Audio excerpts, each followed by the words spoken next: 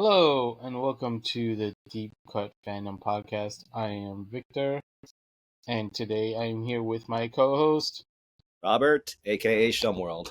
So, what's going on, Vic? Oh, the usual madness, Nothing that I hear I you. can't handle, though. Another Yeah. day, another dollar. Yeah. More toys in the house. Speaking of toys, man, Transformers, we got some in-hand images on some of the upcoming toys for this year. That's right. Yep. And one of the ones that's been the talk of the town is, let's see if I can. Nope, not this one yet. But Is it a Prime? Yep, yes, it is a Prime. Really? Hearts of Steel. Oh, Hearts of Steel. Okay. Gotcha. So we got some in-hand images of this new line that Hasbro is releasing, where they release alternate versions of Prime, Optimus, Bumblebee, and Megatron. Yeah. And their first offering will be based on the Hearts of Steel comic, where Optimus Prime is the locomotive, and Starscream is some kind of a biplane based on the Wright brothers design. So here's some pictures. Honestly, I feel like this is something they should have done like 20 years ago when the comic came out. Yeah, way back when the thing was hot. Yeah. But at that time, I feel that Hasbro didn't recognize these comic creations and saw them as potential for toys at the moment, because I think they were so busy with all these other things. So, dude, they had to give the okay on the comic. I don't know why they just make the toys. I wish. That's the best answer I could say. But hey, brand better synergy. Late than never. That's what I'm gonna say. Brand synergy. I agree with you, but better late than never, I guess. I guess. But man, look at this Starscream. I like the fact that he's got he's got the propeller in his chest plate. Yeah. And these steampunk designs. He looks more like a bat. He's got like bat wings almost. Yeah. And that Optimus, man, that's a great Optimus looking. Yeah, looks good. Yeah. What are they, like deluxes? I believe they're deluxe size. Yeah, so, thereabouts. And so, if you remember, I remember during the time when the comic book came out, that a third party tried to create their interpretation of that Optimus Prime design. Yeah, they did a Bumblebee also. Yep, and I feel based on the pictures I saw of that third party version compared to this looks better. Great in my opinion. You think so? Okay. Yeah. So what are your thoughts, Vic? You getting them or what? I don't know. I mean, the way Hasbro keeps on pushing up prices, this may be a hard pill to swallow, especially if it's something that should have been out like 20 years ago. Oh yeah, but so here are my thoughts. Yeah, it's definitely deluxe size because that's a deluxe size Optimus. No, wait, that's like a Voyager. This is the upcoming video game edition of Optimus Prime, and he is a deluxe. So it's based on Devastation. Oh, okay. I thought it was just that Walmart repaint of the Earthrise Optimus, which is like a Voyager. Right. I hear you. But it's definitely not. So I see that now. There's the Prime you were thinking about. Yeah. Okay. So yeah, it's definitely a deluxe then. Like I said, I don't know. Money is tight, and I feel like this may be a case of too little, too late. Yeah, I hear you. Like I might have to start cutting back, but here's my reasoning on why I'm choosing to avoid them. Is I kind of want to see a black repaint of this train mode because I can't bring myself to see a red. Well, I mean, I know there are red trains, but it's just I kind of want to see this locomotive as black versus red. Yeah. As for Starscream, exactly. Yep, there you go. You know they're gonna make one. So. Probably. But yeah, if they do a Soundwave, then we can talk again about this. Right. What was Soundwave in the Hearts of Steel's line? See, that's a great train mode, and that biplane, whatever you call that. So, and my reasoning why I choose to avoid Starscream is that I'd rather have a Skywarp repaint of this figure versus a Starscream. So. Right, but this comes as a 2-pack, doesn't it? Yes, it does. Which means it's going to be like $50, $50-$60. 50 plus shipping and handling. Right. So, and I guess there's a shot of their upcoming Bumblebee. Okay. So, but yeah, it looks like it's going to be fun. Like, I encourage everyone who's interested to buy it to go for it. What's that blue and yellow guy? Is that blue and yellow guy? This is keep going. Yeah. This guy. It's punch counter punch displaying the box. Just for size scale purposes. Yeah, for size references. Yeah. So, okay, I gotcha. So yeah, again, whoever is interested to buy, I encourage you to look to purchase it. But as for me and Victor, we're gonna pass on this. Yeah, unless they do a Soundwave, like I said, then we'll talk. What was Soundwave in the Hearts of Steel line? I don't remember. Dude, that was like almost. Well, it wasn't almost 30 years ago, but it's like 20 years ago. How about this? Let's just check out what he would look like. Hearts of Steel. Yeah. Soundwave. Because I remember, out of all the Hearts of Steel guys, interesting. Did he not? That looks like fun. Yeah, can you make that bigger? Yeah, I'm trying to. Because, like, it's doing that thing where... How about that? It's a weirdo. It looks like a bullhorn of sorts. Oh, interesting. You're not seeing what I'm seeing. Let's see. No, because it's probably in a different tab. Right. Okay. Right. Oh, there you go. My mistake. It's... Because... There. Oh, okay. It's a concept, though. Did it not... It's interesting. Well, so was Prime. He never showed up in the comic book. He didn't? Are you sure? No, he didn't. I'm not gonna act like I vaguely remember the comic book, and one of the things was I think Bumblebee was front and center, and I think Astro Train was a part of it too. But a lot of them were mostly concept designs. Okay. So this is probably the closest we'll get for a Soundwave. Yeah, if we get it. Yes. But yeah, that's what we got so far. And we also got some, aside from that Hearts of Steel pack, we also got some in-hand images of the upcoming Devastator for Studio Series 86. And we got some in-hand images of Hook and Longhaul, the Commander 2-pack. Yeah. Which is these two figures right here. Yeah. Let's see. Yeah, looks good. Yep. That box. I can't complain. I mean, it looks like Hook and was it Longhaul? Longhaul. Yeah. That's your torso. Yep, your torso bits. There's a bits. And your head. Yep. Your head should be included. I mean, it might be included, but you might be doing something where it's like hidden somewhere. I believe it's this is where the head is. So where? Right there, right around Hook's area. This little purple thing right here. You see me highlighting can't see your cursor. For some reason, it's not showing your cursor. Interesting. Well, you see Hook? He's got like that purple thing. I think that's where it's supposed to go, but I don't think it's there. I see a little bit of... you see that circle on top of the purple bit? I'm guessing that's where the articulation of the head is. Oh, okay. They might have used like a screw to connect it. So. Yeah. Okay. Yeah, I guess it is there then. Right. They need to find some way to make it look like this, that these figures are part of the combiner. Like, it can't all be based on the parts alone. Yeah. Yes, we got that, and I think we kind of got a preview of what Devastator might look like. Yep. Well, I have to say, this Longhaul, I think, looks better. than the Combiner Wars one. I mean, he's still kind of chunky, Definitely. but I think he looks Definitely. better than the Combiner Wars one.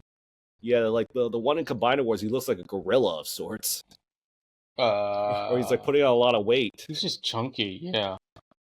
Yeah, I dig this hook also. Yep, he's a great looking hook. And this is what we got a preview of so far. Yeah. So he pretty much just makes the majority of the torso and the lower thighs. Yeah. Looking great so far. Yeah. I know a lot of people are complaining about how big the backpack is, but I guess the guy who owns it, he's Devastator backpack? Yep, that's the Devastator backpack. aka Long Haul's yeah. wagon mode. Yeah, his legs in robot mode, yeah. Yep. It's looking good so far. Mm-hmm. And I saw instructions. Yep. You want to see the instructions just to see get an idea what go back to that one that you just turned away from. This one? Yeah. I guess they're showing instructions on how it combines. Oh, look at long. Interesting. I'm trying to see where. Okay, now I can see your cursor. Yeah.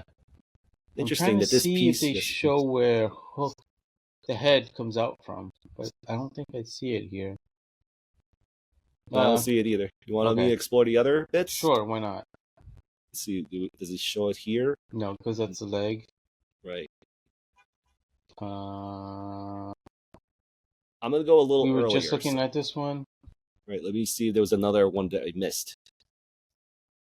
But okay. Nope. This is Bone Crusher, a Scavenger. Yep. Onesie and pants. Yeah. There's Scrapper. One of the legs. Yep, Scrapper. And the next one was this Mixmaster. Mixmaster. And I guess they flat out didn't want to tell you how the torso works. I guess. Or maybe it's the next one? Nope. Maybe it's the next one? Oh, here we go. Yeah, here we go. Yep. Right there. Yeah, okay. It is attached to him. Yeah, okay. Yep. Cool.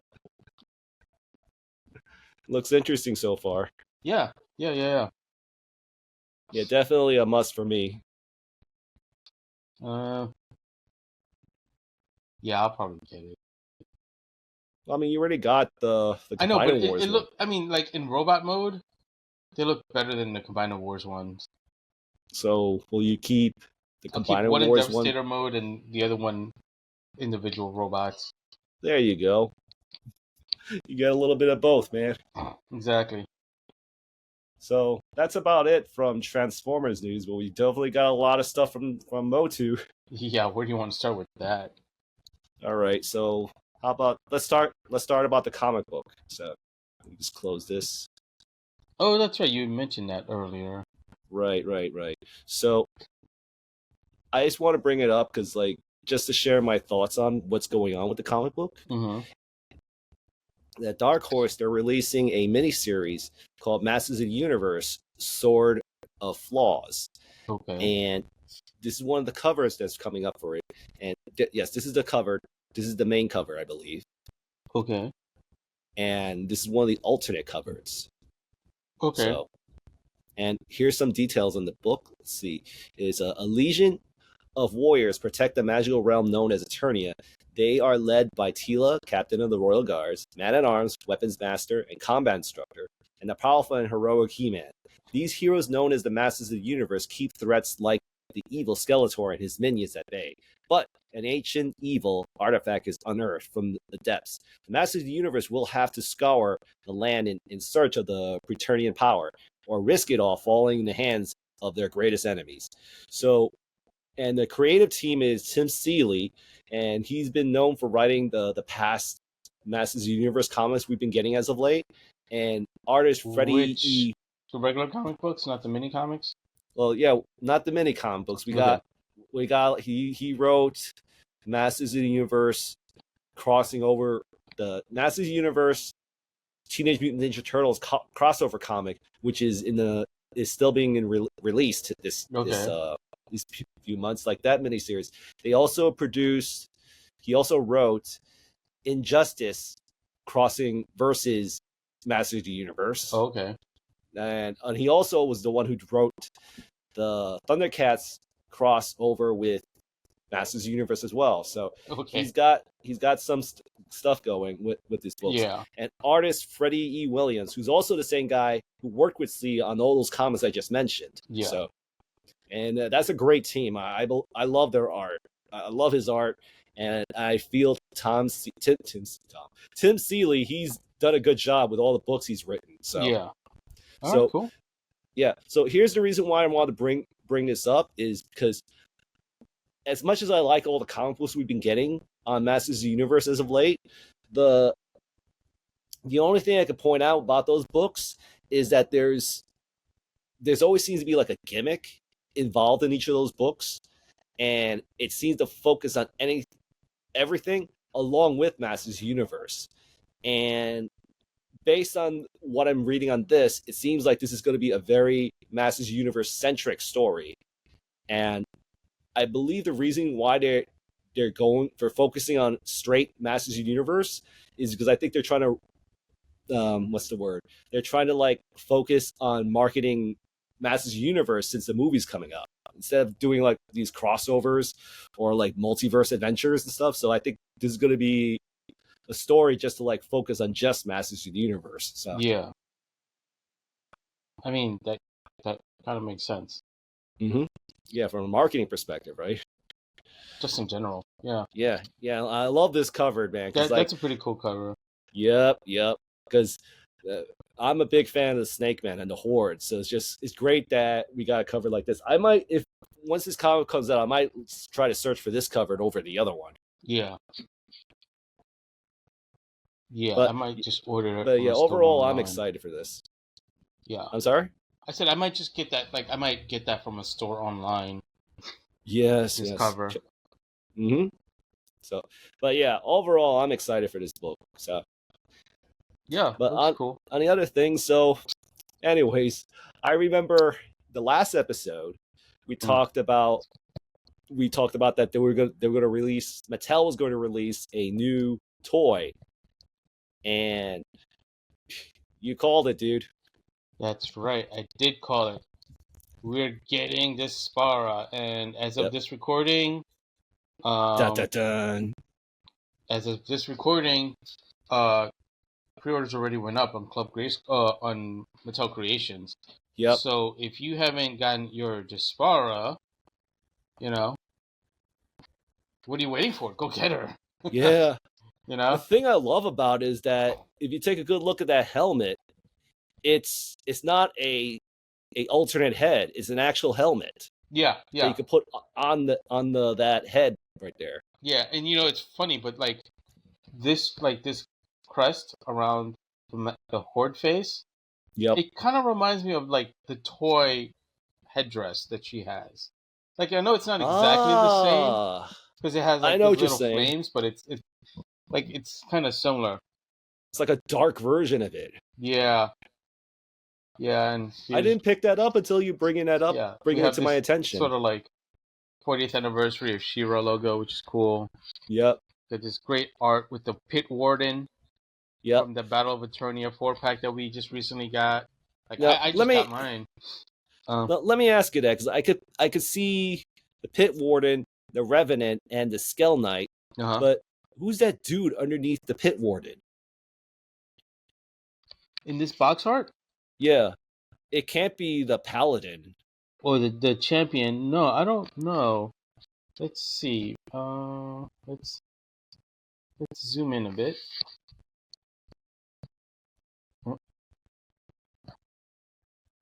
I don't know. It's hard to say. It's definitely not that champion. Right. Like, it looks like a snake or something. Yeah, because you can see the snake texture here. And like that's like the eye. Can you see my cursor? Yeah, I see your cursor. And this looks like a mask on. Right. So like he's face down. This is his back. That's his arm. Yeah.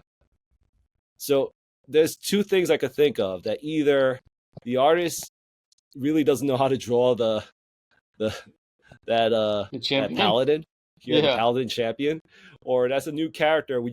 But he's just so a hidden covered that we can barely make out. Yeah. Yeah. I mean, looks. No, I'm assuming it's a that's some snake sort of man. Snake Man. That has to be some Yeah. sort of Snake Man. I mean, dude, look how clear this artist's signature is. You know, Yep. like there's no mistaking. This is probably like a Snake Man of some sort, Right. Right. or some other like original or possibly new character. Yep.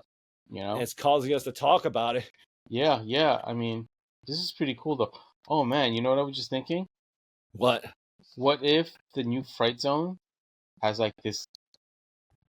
Oh wait, no. We We already already saw know. Yeah, we already pictures of the saw it. Fright Zone. But it looks sort of similar, doesn't it? I gotta see pictures again. Yeah, I know. It's been a while since we covered it. Right. Yeah. I'm But still surprised that Mattel hasn't been open about talking about it yet. yeah, I'm not fond of this. Oh, the fact that they're reusing the It's like the Triclops / Fisto sword.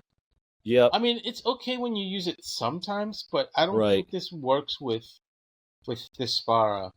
Yeah, I envision her having like probably like light swords. I mean, it's weird that she's two short swords.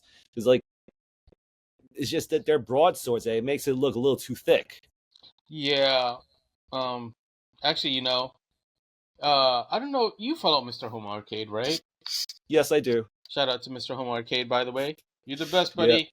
Mm-hmm.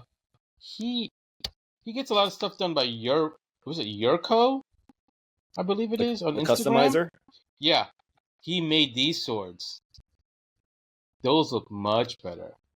Right. And I believe those are based off the comic that she first appeared in. Yep. Yeah, those shots, I'm assuming that's the classics take on that figure.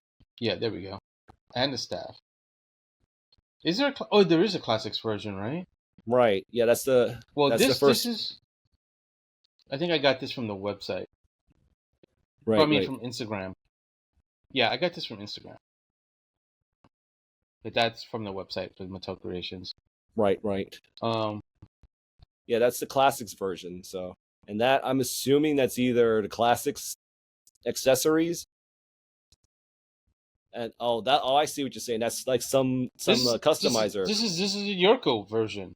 Ah. That's what I've been trying to tell you. Yeah, sorry. It's just like because you know what it is? It's throwing me off because like I see the classics figure, and where? That's not the classics figure. No, I know that's not the classics figure. But yeah, that. Oh, that's the classics figures. Yeah. Right. You see what I'm getting thrown off. Yeah. But I see what you're saying. That's it's based some off customizer. Of those. It's Yerko's. That's where I pulled this art from, or the images from. Right. So he's got those swords and the staff. So, but yeah, it's. I guess they ran out of the budget. Who, Mattel? Yep. Yeah. I mean, they had to make a new mask and the cape and the new head. Right. Their budget ran out. Their budget ran out. Yeah, but the fact that the head is that the helmet is removable, I think that's the thing that's catching my eye. Yeah. No, it's really cool.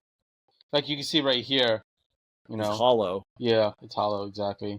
And then that's the front. And I guess that's the compromise. We had to sacrifice the swords. They're so huge. They're like almost comically huge. I mean, right. I love what Mattel's doing, but big. this was kind of a fail. It's video game big for her, Yeah, exactly.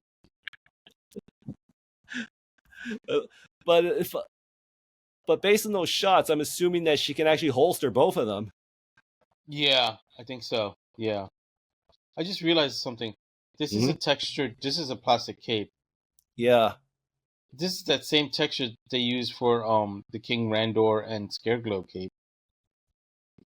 Yep. Yeah, I see. It's all like checkered and stuff. Is checkered the right word? The crosshatch. I get what you're saying. Don't worry. I know what you mean. That right. looks pretty good though. Like I love this. I love the fact that they matched the classics version where it had like those little cuts on the side. On the cape. Yeah. Yes. Yeah, it's pretty cool. Yep. These swords next to Daddy. Look at that. Sweet ass packaging. Mm-hmm. I didn't think about that crest being like a dark interpretation of She-Ra's crest. Yeah, but it's more like the toy version as opposed to the cartoon version. Right. But It's a great figure, man. Yeah, it is, you know. I'm interested on how they're going to interpret her in the comic. Is she going to be like an alternate reality version meeting Despara? I have no idea. Yeah, like this version of Despara is from an alternate reality that's meeting a good version of She-Ra, or she's like or something to that effect. I have no idea. I'm just like, this looks cool. I have to get it. I ordered 2 of them. Yeah, one to keep mint in box. Actually, one I'll probably give to my sister if she wants it. Otherwise, maybe I'll sell it. Maybe we'll hold a contest. I don't know. Yeah, she's a very wanted figure. That's we'll see. But yeah, so aside from Despara,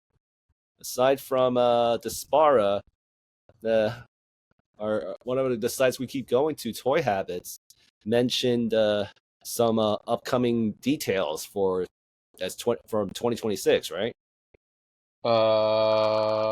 Yeah, they did. Before we is there anything else you want to cover with Despara? I just wanted to show our fans Yerco, his page. He does. Yes. He's the one who's doing the She-Ra, the swords. Did he do that 3D printed Fight Zone over there? I think so. Nice. Yeah, like all the stuff he does. It's like, you know, for 3D printing. Holy crap! It's amazing. Yeah. He did Hordix Doom Tower. Mm-hmm. That's pretty cool. It's like, Jesus Christ! It's like over 5 feet tall. Yeah. See, if this was 3.75 inches, it'd be a lot smaller. But and all that stuff. Yeah, the swords he did. Because like it looks great with that cartoon collection She-Ra. Yeah. Yeah, so that's a great She-Ra, by the way. Yeah, I have to get that one. But see, yeah, so he did the staff and the sword. Mm-hmm. That's the whatchamacallit. So yeah, these look great. Yep. Go support Yerco if you can. Yep. You know, buy his 3D. Like if you have a 3D printer, buy the STL. Print the swords. They look awesome. I hate to say it, but it's better than what Mattel did. Right. I mean, it's still a great figure. It's just, it's like, it's like still good. Like one little point of that. It's just that one little detail. It would be perfect. So exactly. So what were you going on about? Yeah. So you sent me a blurb on Instagram. Oh, right. So like I'll upload the screen capture so you can at least. Let me see. Give me a second. So you can at least have something we can talk over. So let's see. Okay.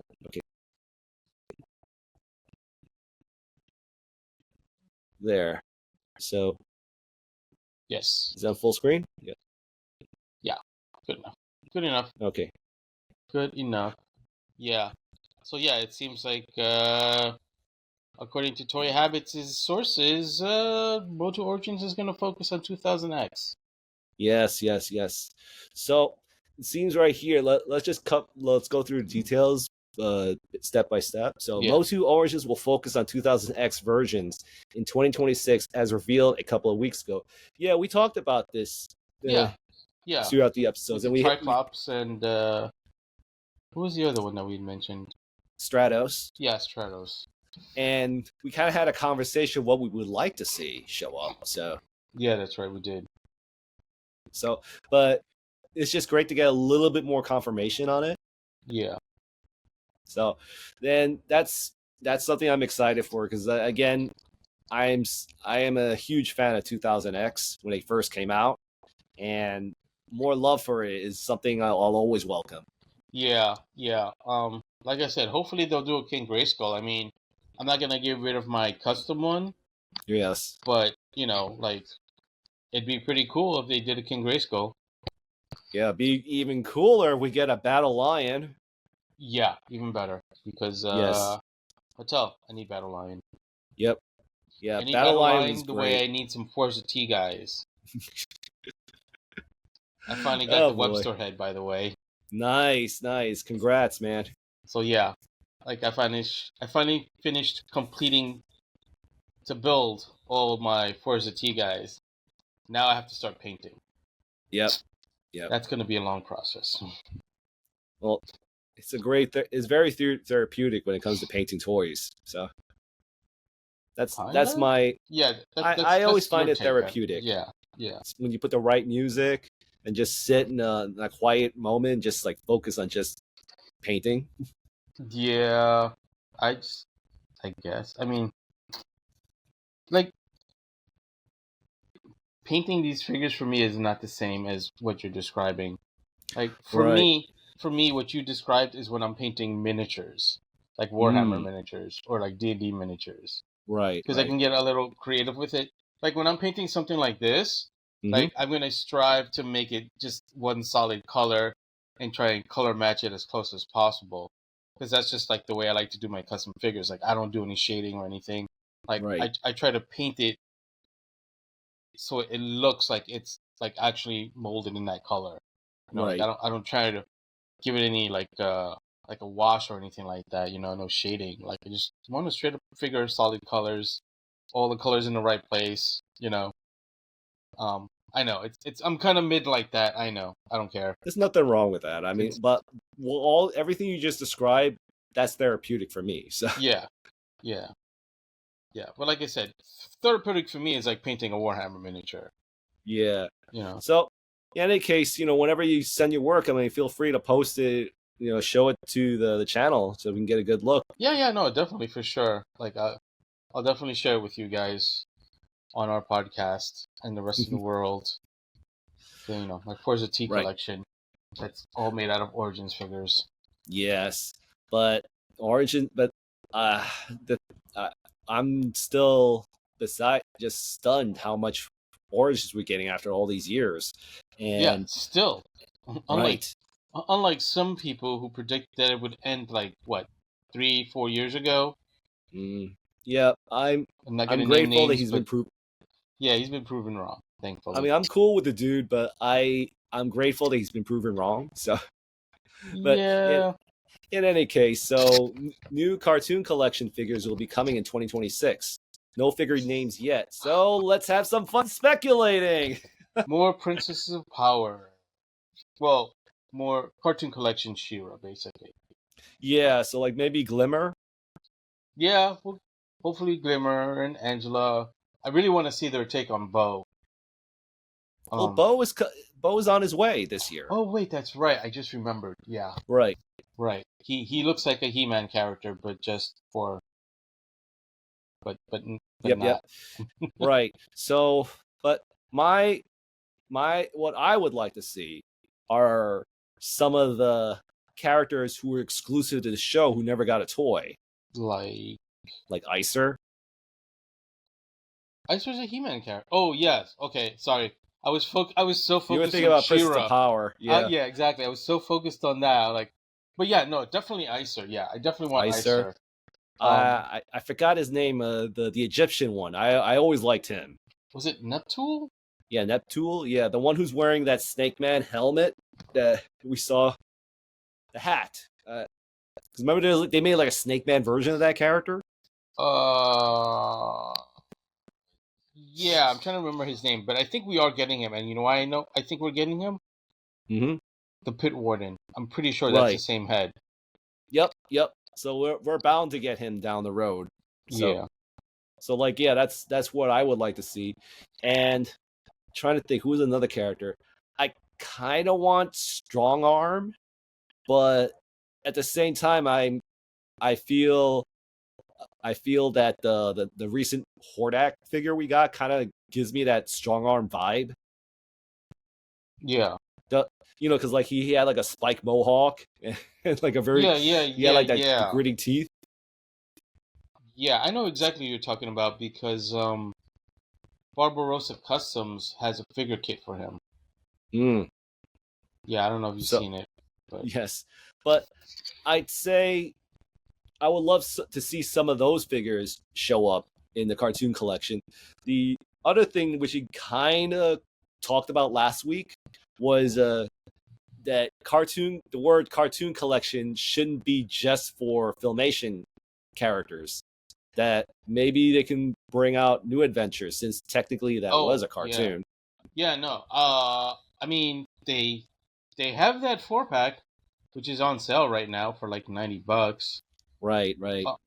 So But yeah, but maybe use that cartoon body for the new Adventures He-Man figure. yeah. Yeah, no. Because I'm totally because yeah. the one you're mentioning that's based on the short stocky muscular Oh, body. yeah, yeah. Nothing wrong with it. But I'm just saying that since the new standard is that cartoon body, so Yeah. I mean, yeah, sure, fine, whatever. yes.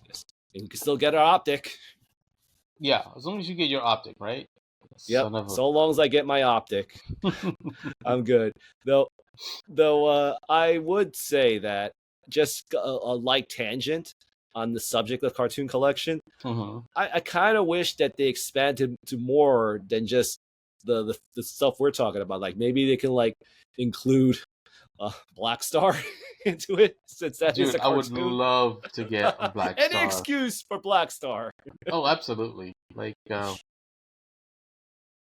honestly, I feel like you don't really need an excuse for Black Star. Like, Right.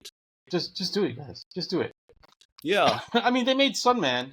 Why can't they make Black Star? Right. But I would say cartoon collection would be a great form factor for him Yeah, to show up. yeah, So that's I agree. so cartoon collection. Yeah, that's all I could think about when it comes to cartoon collection because like Is Black Star? yeah, Black Star, the fig the un the you know the cartoon exclusive characters. Maybe expand it to new adventures because here's the thing that I'm wondering because whenever it comes to these annual lines, there always has to be a type of He-Man and a type of Skeletor in the line. Yeah, they always And try to. Yeah. right, so like my question, I wonder what kind of a He-Man and Skeletor we get from the cartoon collection for next year. That's a good question. Yeah, because like this year, like look, last year we got the actual cartoon collection He-Man and Skeletor. This year we had the invisible Skeletor and Faker that had a Wasn't that a normal Mattel He-Man. Creations exclusive? Well, the one I just mentioned, the Faker, or the invisible Skeletor. Invisible Skeletor. He is in the main line. Oh, okay. Yeah, I know what you're talking. Wait a Yeah, sec. I had yes, two of them confused.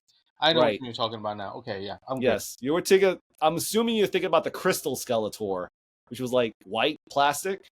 No, it was just clear plastic. I know. The Invisible Skeletor. I know which one it is. It's from it's a episode specific figure.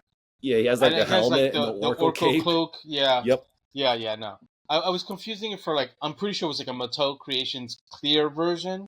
Yep. Yeah, that's what I assume you were thinking. Yeah. So. Yeah. And but yeah, so the point I'm trying to make is like I'm wondering what Skeletors what's going to be the annual cartoon collection He-Man and Skeletor. And the only one I could think of is New Adventures. Dude, that would be great. Yep, we get the blue pants He-Man and the cyborg Skeletor. I still kind of want to get that 40th anniversary 4-pack though. Has it gone on? It's on sale now, right? Yeah, it's on sale now, but it's like still like $90. Well, that makes it how many figures is it? $22.50 each. It's 4 of them, which right, when you break it down, it's like $22.50 before shipping and tax. Right. I hear you. Wait for it to go on sale. If it's on sale like this, then chances are I'll probably get it. The sale might go deeper. Christmas? Yeah. I think. So, yeah, I don't know. I'm gonna wait. Right. And the next blurb is they're relaunching Masterverse next year with movie figures focused on the live action movie. So we all That's knew cool. this was going to happen. So Yeah, I mean, it's Masterverse. I don't want to knock it because I appreciate Masterverse. It's not my scale. And if right. I do get them, I only get them just to make them into an Origins version of the said figures. So But funny you should mention that because it seems like we're not getting any toy. Not getting any 5.5 toys of the movie figures. I mean, well, based on this blurb, I should say. So maybe that might be the only way you can make 5.5 figures is by buying I mean, yeah, by the buying the Masterverse Masterverse. versions. Yeah, that's why, like I said, I'm not. I don't knock it because I do buy them to make customs. Right, Like right. my '87 movie. Aside from the head that's from Ramen Toys, shout out to Ramen Mm-hmm. Toys. Yep. Like everything else is from. It's either an Origins type body or like a WWE Eternia body part, Right. and Masterverse parts. You know, Right. so I'm not gonna knock something that I would buy. I just don't actively collect it. Yes. So But I guess you could say I kind of cherry pick it. of course, there's nothing wrong with cherry picking. I cherry No. pick all the time when it comes to these MotU figures. Yeah. Yeah. So, but I'm just thinking, like, for me, I'm interested in getting the Man at Arms from the movie Yeah. because it's Idris Elba, and he's one of my boys, man. Oh, right, from the new movie. Right, from the new movie. Right. Yeah, Right. if I'm because like he's already confirmed to play Man at Arms, and yeah, and Idris Elba, he's like one of my boys. Like him, Frank Grillo, Carl Urban. So, Yeah. and I would love to get an action figure of Idris Elba because the last figure we got that was in the 7-inch line was based on his Suicide Squad character Bloodsport, Yeah. and his face it was very disappointing. Right. So Mattel, they've been doing a pretty good job with their figures, so I'm sure this is going to be a better offering of Idris Elba. Yeah. And plus, he's being man at arms, so. Yeah, that's kind of interesting. Mm-hmm. Yep. So, but yeah, like, and who knows? We might get Goatman in the movie line. Maybe. All I know is that yeah, I might have to get a Blade to make a Origins version of Blade. Yep. You know. Yep. Well, we've had this talk several times over, so like, maybe if we wait long enough, we'll probably get the Origins version of Blade. Maybe. I don't know. I guess we'll have to see. Yeah.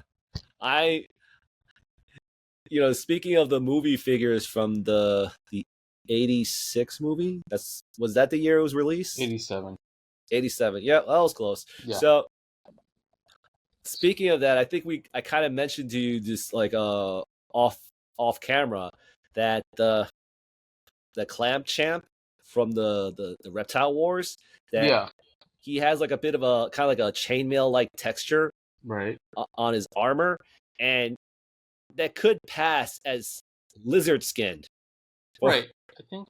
Oh yeah, you did. Yeah, okay. So maybe they can use those parts to make a Origins Sarad. That would be cool. Yep. Well, you know what? That might be a great time to release a Origins Blade and Origins Sarad around the movie year 2026. Honestly, I think it would be a cool idea if Mattel did like a 4-pack of like Sarad, Blade, I guess a Beastman, a movie Beastman. Yeah, movie Beastman. And like Origins movie Beastman. And what was the name of the other one? Claw. The dude with the white hair. Yeah, I'm trying to remember. Let me see. Korg. Yes. Yeah, actually, you know what? Scratch the Beastman. Leaving the Korg, right? Yeah, Blade, they were boys. Sarad. and give me a Frank Langella Skeletor. Well, you do have a Frank Langella Skeletor. You could just I do? Well, you have the Frank Langella Skeletor in the Masterverse line, and I thought you don't you have parts for it? No, I don't. Oh, bummer. I've never owned that one. I only have the movie He-Man. That's it. You know that movie Tila is pretty cool looking too, and the movie Man at Arms. I'm saying that they'll look great as figures. Yeah. I'm talking about the '87 movie, by the way. So yeah, I know. It's that your tents indicated that they were available already when they're not. My mistake. Yeah, yeah, it's fine. But yeah, no, that would be cool too. That would be cool. So just more fun, more bodies to buy to make more customs. So I wanted to share this thought when it came to the '87 movie. That when it comes to Sarad Blade, Korg, and Beastman. Well, maybe not Beastman because it is Beastman. It is Beastman, but no. Well, I just want to share this thought that I believe might be true. Is that Korg, Sarad, and Blade? They were not meant to be original characters. They were meant to be part of Skeletor's evil warriors. Blade was was replaced by Triclops. I mean, Blade replaced. Yeah, I got it. Blade replaced Triclops. Yeah. Korg replaced Trapjaw because he had like a hook hand. Yeah. And Sarad replaced Merman. It's a bit of a stretch for the Sarad and Merman, but yeah, that's it's not improbable. I'll tell you that much. Right. It seems very possible to me that that's probably what it might have been. Yeah. Yeah. Then maybe they replaced them because they didn't have the budget or something to that exactly. Effect. And Gwildor was supposed to be Orko. Possibly. But again, budget. Yeah. But you know, on a slight tangent off of that, is it me or does 87 movie Beastman look a lot like Grizzlor? Yeah, he does. I mean, he could pass for him. Yeah, that's why. I'm like, that's like when I had that idea about the 4-pack. I'm like, no, take out the Beastman. I love the fact that he never opens his mouth. He's always grinning all the time. He's like, yeah. Like from a story perspective, it just makes him look badass. But I can imagine from a film perspective, they didn't have the budget to open his mouth. Yeah. But it just made him look so badass. And he's like always gritting his teeth all the time. And he never says a word. And the only way he talks is by snarling, like.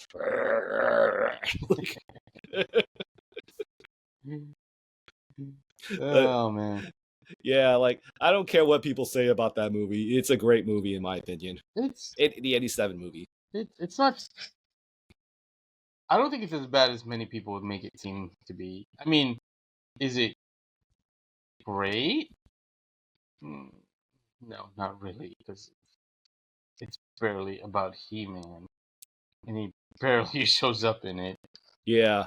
Well, from my perspective, I would say it is great, but it's only great because of one person, and that one person is Frank Langella. Yeah. Homeboy carried that film on his back. Yeah, he kind of did. He was the one that actually kind of elevated it. But even then, like, how much screen time does he have? But that's what makes it so special. The limited screen, like every moment he's in the screen, he just chews it up.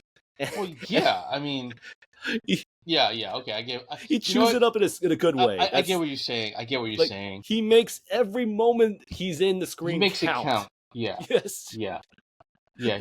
He makes up for the lack of having him and He-Man on screen. Yes, for very long amounts of time.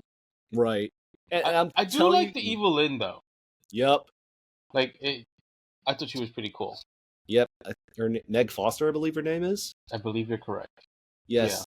Yeah. And those are her eyes. Yeah. Like there's no context. I mean, which Yeah. which is both beautiful and mesmerizing, because that's what I remember her for. Yeah, absolutely. Those eyes, man. Absolutely. I forget what it was. I seen her in something else too. I can't remember right now. Yeah, if you Google her name, you'll probably see her in a lot of films. Yeah. But fun little fact I'll say about the film, because again, like, I love that film so much, is that there's a scene where we actually where they did like a live screening of the movie, and they actually had one of the writers and I believe one of the directors like doing commentary in a convention. Mm-hmm. And of all the scenes they talked about, the director mentioned a scene where Frank Wigella, where he actually had a close up of him, and he said this line where talking to He-Man, like saying, "When you die, so will I be reborn." Right. That was a line. Well, the director talked about how Frank Wigella was so meticulous about that scene, mm-hmm. where the lighting, right? Where Frank Wigella, the way he moved his head was to like really play off those lines. So when he says "as you die," he puts his head by the lighting inside it, that he is the light. And then when he says "so will I be reborn," he puts his head down where the light would be over him to make him look more darker when he says it. And what the director said, that was a Frank Langella call. So yeah. No, it was a good call, I think. Yep. Yeah. Again, he made every moment count. So. Yeah. He definitely carried that movie. Yeah. That's what I said. He carried that movie. He elevated it to greatness from my perspective. So. Yeah. So again, I love that film so much.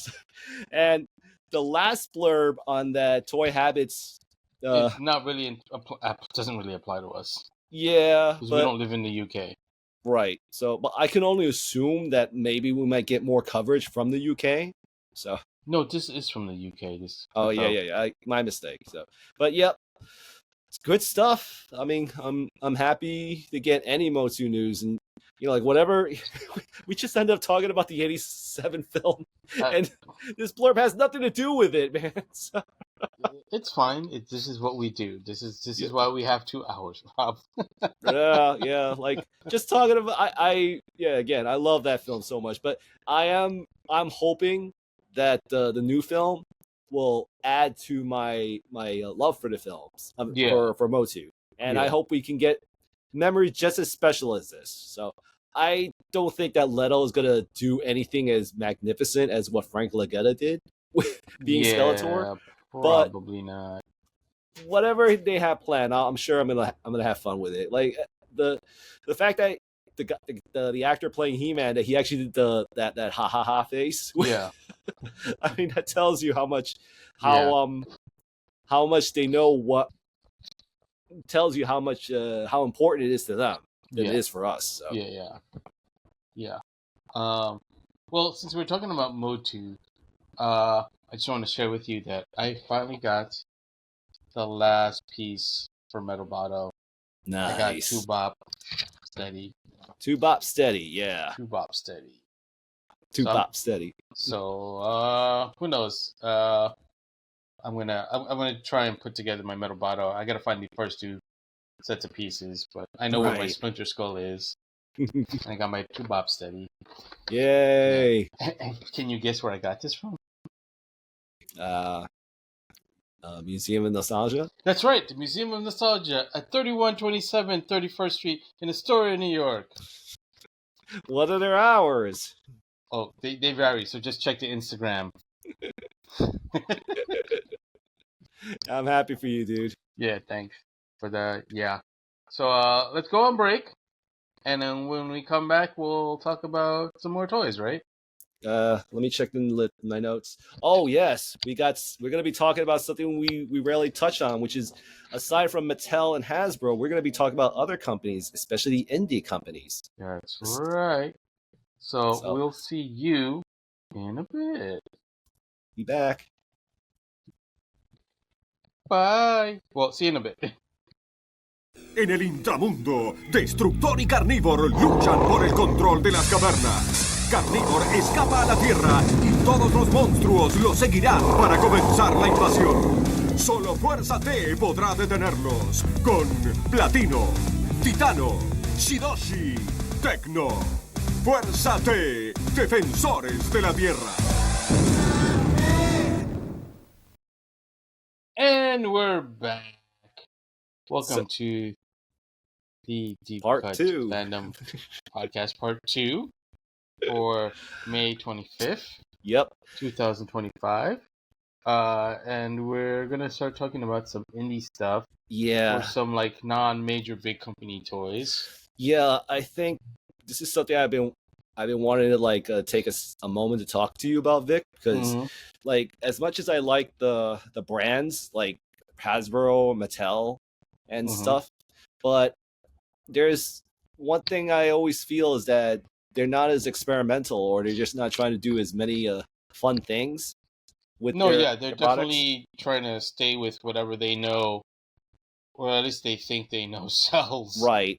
So but I feel the indie scene is just taking off. Well, it's been taking off, but it's great to see what they're working on. And there's this company called let me see. Let me just check real quick. So there's this company called Realm Toys, and they're making their own brand of barbarians. And and one of the ones they're releasing, let's see. Oh, there you go. Is this realm called Brutal Realms, and this is one of their figures that they're releasing, and they got pictures of, which is, and this is one of those figures I'm just laughing because I thought I liked the little references. So what does this remind you of? Oh, by the way, this is 6 points. This is a 6-inch figure line, 112. Yeah, 1/12 scale. Yes. Yeah.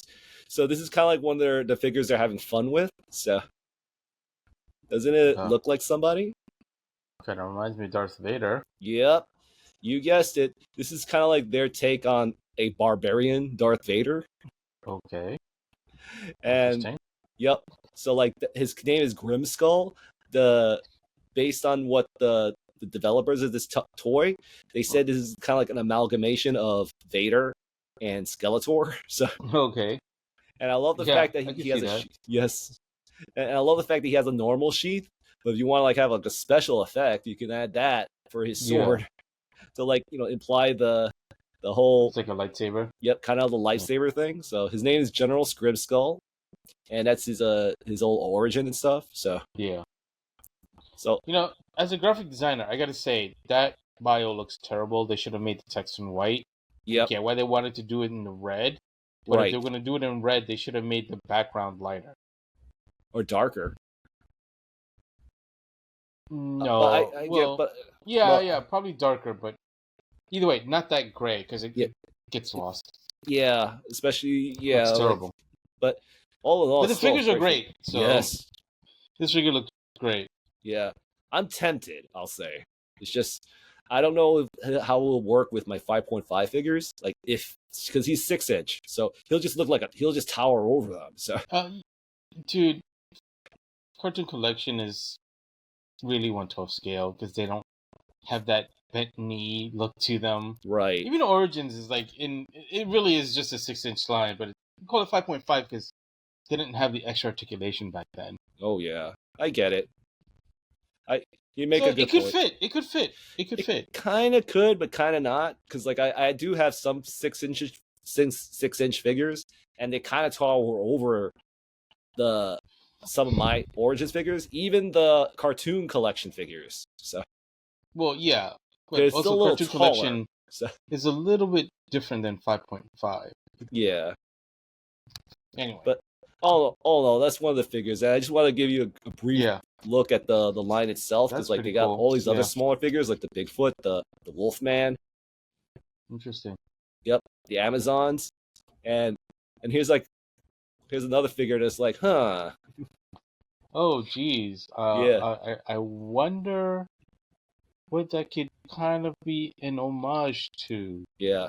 Help me out here, Rob. I have no idea what this is. I mean, it could be a lion, it could be a barbarian, it could be a cat, it could be a thunder god. I don't know. Like I could see some Eye of the Omen kind of type of character. Yeah, something like that. I don't Yeah. know. So, but yeah, like I just feel these guys are having fun. So like, I love Yeah. that I love this figure. Like, look at this dude, Wow. the axe and skull hair and everything. So Yeah. Yeah. That's so pretty again, cool. yep. So again, this is Brutal Realms. I just want to showcase like their most recent offering was this dude. So Grimskull. Yeah. So it's just for me, I'm having fun with this concept. So that's one company. Another company I wanted to share is this one that's been out for a while. It's called Boss Fight Studios. Yeah. They've been pushing out some great figures themselves. So let's see. Right. Yeah, now I remember. So give me a quick second. Yeah. There you go. So yeah, Boss Fight Studios, they're releasing this new line called Immortal Champions, and this is kind of like a new subline they're creating, which is of all 5.5 figures. And one of their first releases for this line is a skeleton. I forgot the name of the character, but it's basically a skeleton warrior. And they really made sure that it's 5.5. It's fully articulated, and like all the stuff, like that's the backing of it. And if you look at the weapons, it's all like washed. So, and Yeah. And the thing that I thought was kind of interesting is that as the line is expanding, they actually want like some participation from the fans, and they're doing like a fan vote for their upcoming waves. And the upcoming figures they're having, I'm trying to remember the names. Like one's the Medusa girl and the Praetorian warrior. That's one choice of the wave. The other wave is a necromancer, and I forgot the name of that other figure, but it's basically like a death knight. Okay. So that's the voting for the two figures on the second wave of this line. Right. And so far it's neck and neck. So kind of. Yep. It's I'm voting for the Greek mythology figure. Because like I love that Medusa figure right there, man. Yeah, Medusa looks pretty cool. Mm-hmm. So it's up for pre-order now. But the thing that makes this toy line very special. So here's some production shots of the skeleton warrior. Yeah. And we got there we go. The helmet's removable. It's like I love the coloring of the weapons. Yeah. So the thing that made this line catch my eye is that the Immortal Champions is not just focusing on original characters. They're actually focusing on other IPs like Red Sonja. Okay. Yep. So, and this is one of their 5.5 figures of Red Sonja. So this is what we got so far. At the moment, I'm thinking it is a prototype because the pre-orders are up, but they're going to be released next year. So. You know what? It could even be it's either like a resin. Yep. Paint master, or it could also be a digital render. No, this is what you said, a paint master, because this is a figure that they're just releasing straight up. So, because like they have people pointing it out, like they have people like pointing out the figure and stuff. So, and so with this figure comes with the axe and the sword. It doesn't come with a shield from what they're talking about. So, right. So here's some of the production shots of the figure. Right. So. Yeah, I'm totally getting this figure. So yeah, no, I definitely want to get this. And I think you showed me. Did you show me a different picture of the Red Sonja with some other figures? No, I didn't. But Okay, so then I probably saw it elsewhere. Yeah, because I do follow Boss Fight Studios. Right. They have released. This is not their first time releasing a Red Sonja figure. Yeah. They released a 1/12 version of Red Sonja. Right. And I'm sure I've seen a picture of this Red Sonja because I think I know who the next character is that you're going to show me. Yes. I think you know. So, it's Conan. Yep. I saw it, but I kind of like glossed over it. I was like, okay, cool, whatever. Yep. But yeah. Based on comic book Conan. You know what would have been a nice, cool deep cut? Yes. if that shield had a baby phoenix on it, Mm. like Conan the Adventurer. Yeah, would have been great, dude. But you there is a website that's into stickers. Maybe you could talk to them to make you one. Maybe. Either way, this is cool. Yeah. No, I want to get this into Conan. Yep, the Sonja. Yeah. When is this? Do you know if the release date on this? It's available on Big. If you go to Big Bat, they have pre-orders up, and they stated that it'll be released sometime next year. So okay, so both the Conan and the Red Sonja are next year. Yep, including that Skeleton Warrior. So yeah, all right. Yeah, this is cool. Like it looks very much like comic book version of Conan. Yep. I hope that they expand it to other versions of Conan as well, like maybe the Frank Frazetta Conan and stuff. So, or Conan the Adventurer. Yep. That'd be I a want great my baby one. Phoenix shield. You telling me? That cartoon had some great character designs. So. Yeah, no, it did. It was really cool. I have to finish actually getting that on DVD now that I think about it. Because they split it into like two halves. Yep. On DVD, and I only have the first half. Yep. So yeah, I want to finish getting it. Yeah, man. Physical media is the way to go, kids. Don't go for this streaming crap.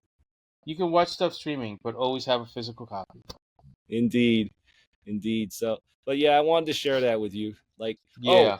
And there's a I wanted to especially share that with you because once I saw those figures, I was just so excited just to own it, especially that Sonja figure.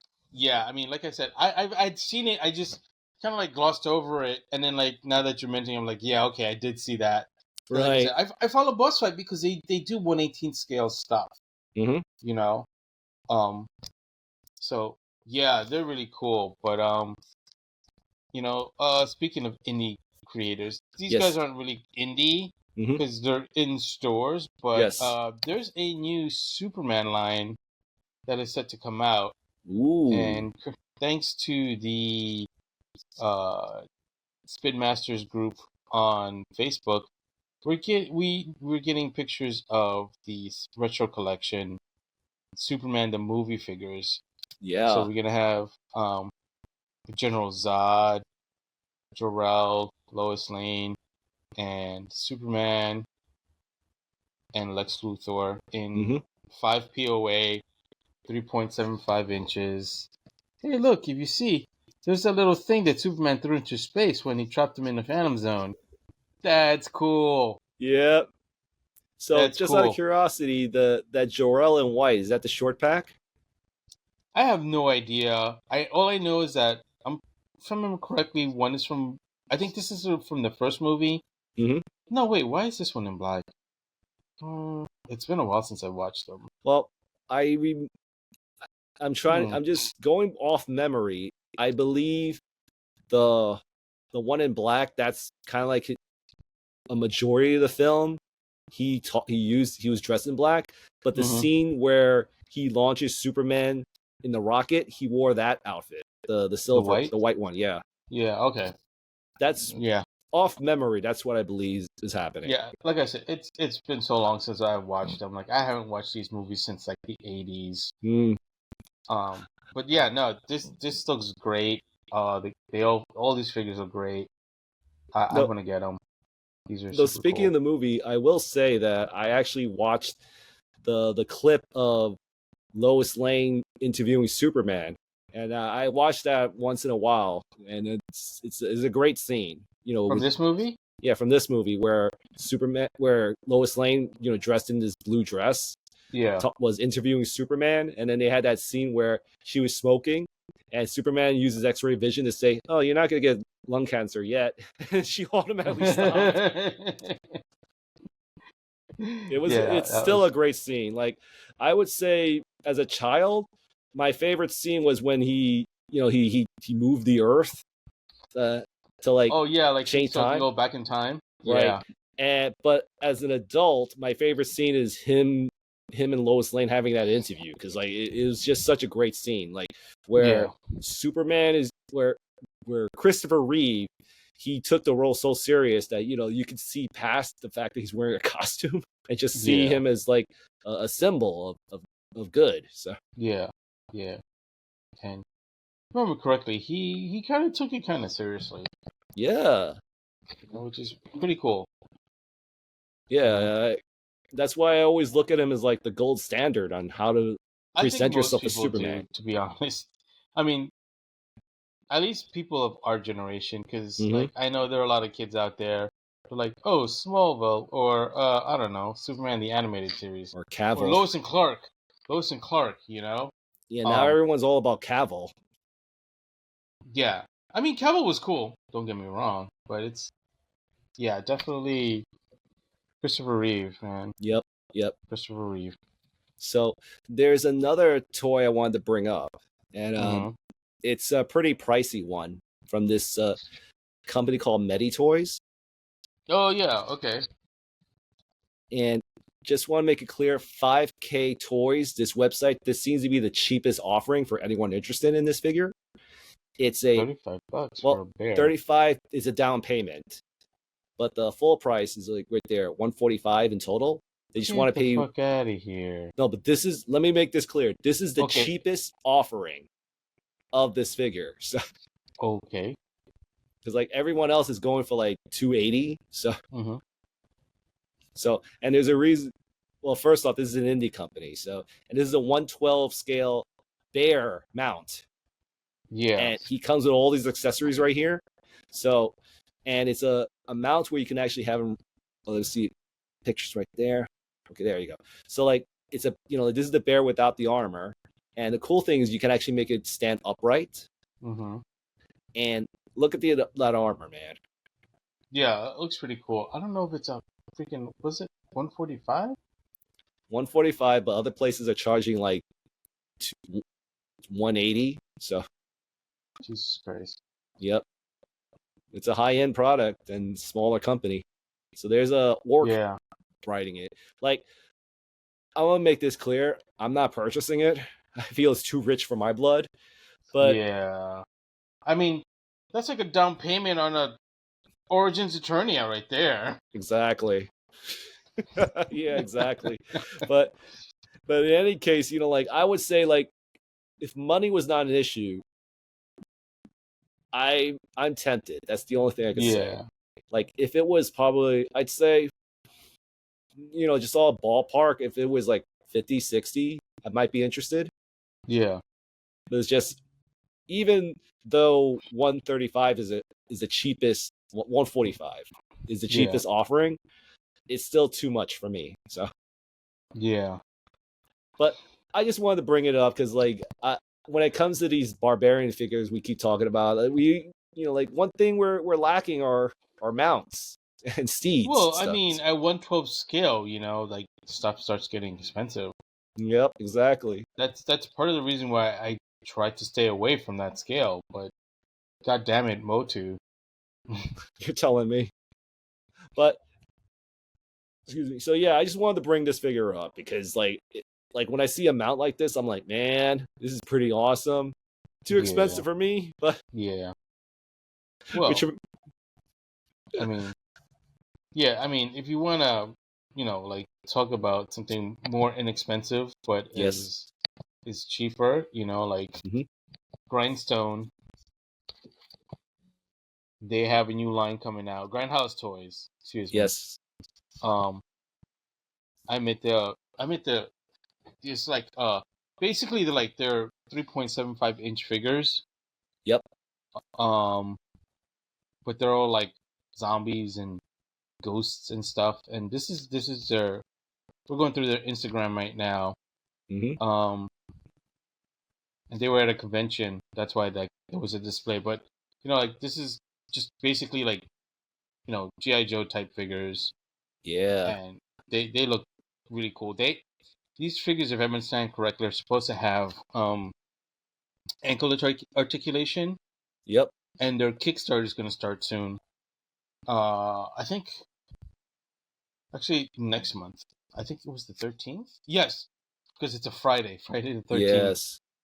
They look amazing. The paint apps alone. Look at his I mean, yeah, look at this face, man. Yeah. This is a 3.75-inch figure. Whoa. Whoa. O-ring figure. It's an O-ring technology, figure. dude. Yeah, I know. It looks amazing. And then, oh yeah, this is. That's a fun packaging. It looks like Skeletor. It's yeah, and it's like a VHS. Do I have this one? Necromancer. I think I have this one. Yeah, he makes like just these cool figures. This is Chris. Again, the indie scene. That's where it is when it comes to just experimenting and stuff. Yeah, especially with like O-ring figures and stuff, because Hasbro doesn't seem to want to do them. So everybody else and their mother is doing it, I mean, my mom was thinking about doing a Kickstarter the other day with O-ring figures. So, How much you want to bet that this resurgence is going to get Hasbro's attention eventually? I'm pretty sure they got their attention. They just don't want to be making toys anymore. Yeah. But the reason why I bring this up is because I remember this one time when Hasbro said they weren't going to make combiners anymore. And all of a sudden, that's when the third party started just booming with combiners all the time. Yeah. And then all of a sudden, Hasbro just decided to release combiners. Yeah. You mean that little line known as Combiner Wars? Yep, exactly. No way. And now we got this, even though it's very polarizing on the frame system, but we still are getting combiners. It's just not. It's just a very unique way. I don't like this anime, this show accurate shit. Yeah. It's like I'll get it because it's kind of cool and I admire the technology that goes behind it, but right. Like, what kills me is that they started with Menasor, which is like my least favorite combiner. Seriously. I felt he was the right choice. No, that's just me. Like the fact that he's got a trailer. To represent the concept? Sure. Yep. And like all these other things they did with it was just special. I felt worked for me. Like the fact that all of his parts were turned to a trailer. And like he kind of looks like a frame, like the frame system. I mean, yeah, they made him look like that on the show.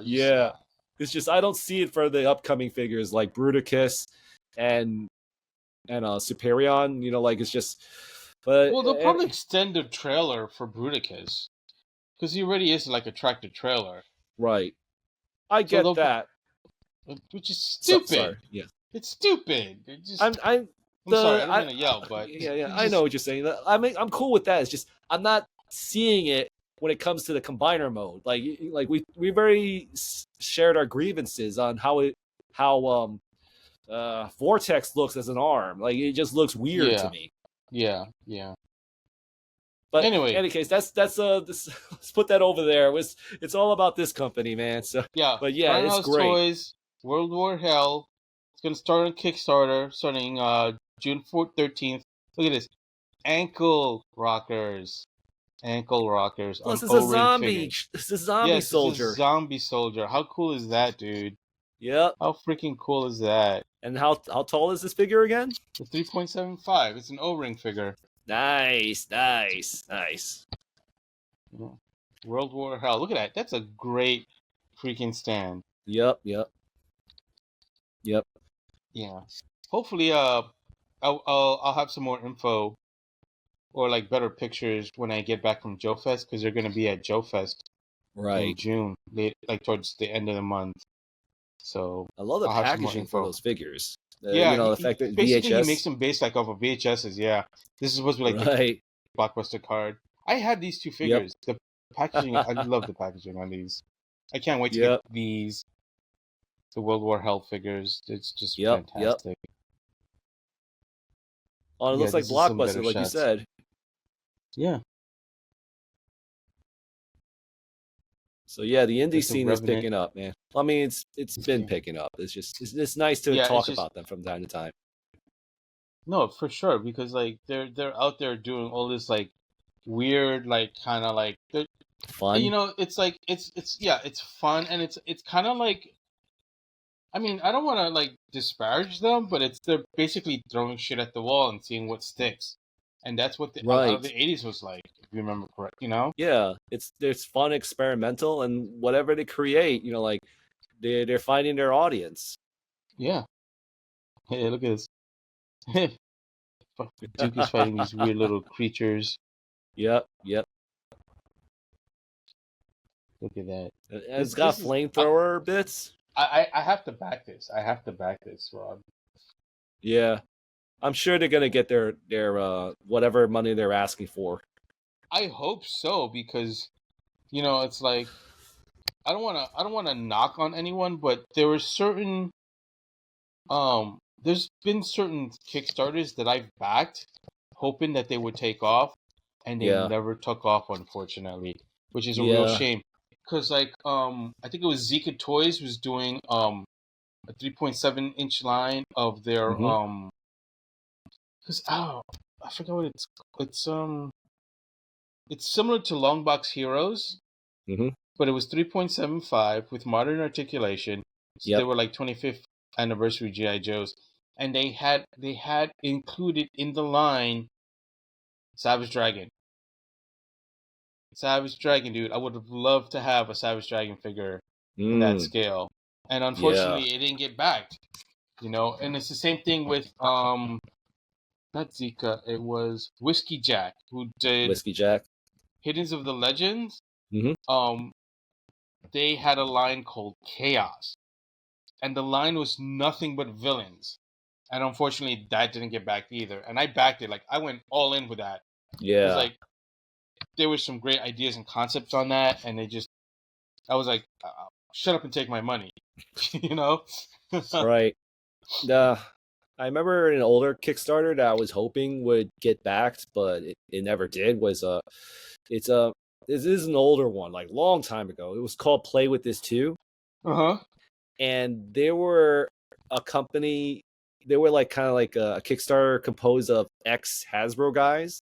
Okay. And they wanted to make a 7-inch figure based on the Pretender shells. Oh, I remember that. Yep. And I remember in the beginning they didn't, again, like, this is just being honest with their approach. I think they weren't as organized when they released their first Kickstarter. And then when they released a second one, they seemed a little more focused, but still they never got their request. Their funding. Their funding. Like the first. Okay, I'll talk about the second. Funded? No, the first one didn't fund at all. So they tried it again. Yeah. And they still couldn't get their funding. And the first figure they were releasing was based on the Grimlock Pretender shell. Yeah. And like, it's a bit of a bummer. And I think their second one was going to be based on Starscream. Yeah, that's right. It was Starscream. Yep. Because I'm pretty sure it's Starscream because I remember seeing Starscream. Yep. But I thought it was the first one. But you're probably right. Yeah. The first one, I think they were like, I think they were just pushing to the moon. Yeah.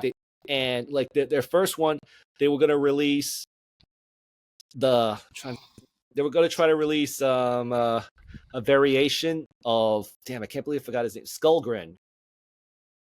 Okay. A figure on Skullgrin's Pretender shell, and the other one was going to be based on Bombburst. Yeah. And along with that, they said, we're going to give you all these other offerings where they just pretty much mix-mashed the Skullgrin and Bombburst bodies to make unique figures, etc. But it's just, for whatever reason, that never took off. So then they rebranded themselves and focused on the Grimlock Pretender shell. So yeah, and that still didn't take off. No, that didn't take off. Did it have stubble? It probably would have helped if he had stubble. Maybe. That's how I draw my Grimlock Pretender. Because the toy is like, he's clean shaven. Yeah. Like, he's a Dinobot. He's Grimlock. He's not clean shaven. He's got stubble. Yeah. I was giving him stubble when I draw him because he's a cool Pretender to draw. Oh yeah, definitely. I love that he has like a bit of a gladiator helmet. Yeah, and he's got like this huge like mohawk fan going. Yep, exactly. The gladiator references. Cool. Yeah. I keep pondering on whether I should buy a MotU figure and repaint him as the Pretender shell. Yeah, that'd be super cool. Yeah, I haven't decided on which one it would be. Like, because I think. Because like from time to time, I actually grab like some of the newer, the latest offerings and try to do a digibash and see would it work and stuff. I think I sent you a few online. I think you did, yeah. Yeah, I just like I'll show Been a you some of while. them. Yep. Yeah. But I'll show you some of them, and you could like get a chuckle on how bad they look. But yeah, man, that's what the indie companies like. I'm happy that we got them because like they're making stuff that just really sparks the imagination, man. Yeah. Yeah. So other than that, I mean, is there other toy companies you wanted to bring up? Because those are the ones I wanted to share. So yeah, no, Grindhouse and Spin Master. I mean, Spin Master's not really that indie. Right, but it is a very unique toy. So Yeah, no. I mean, seriously, like, uh, nothing really new has been announced, but also like, I think it's Fresh Monkey. Yeah, it's Fresh Monkey Fiction. yep. Like, go support their stuff. They do great stuff.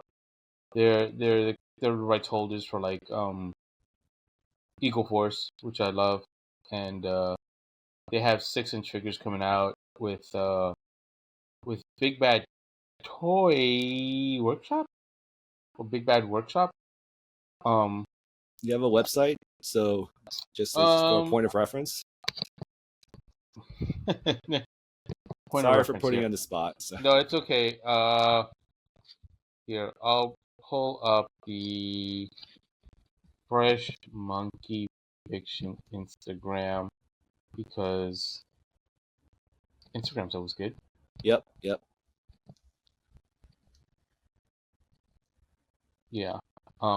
There you go. So yeah, this should be one of the figures from dude, Operation that's amazing. Monster Force.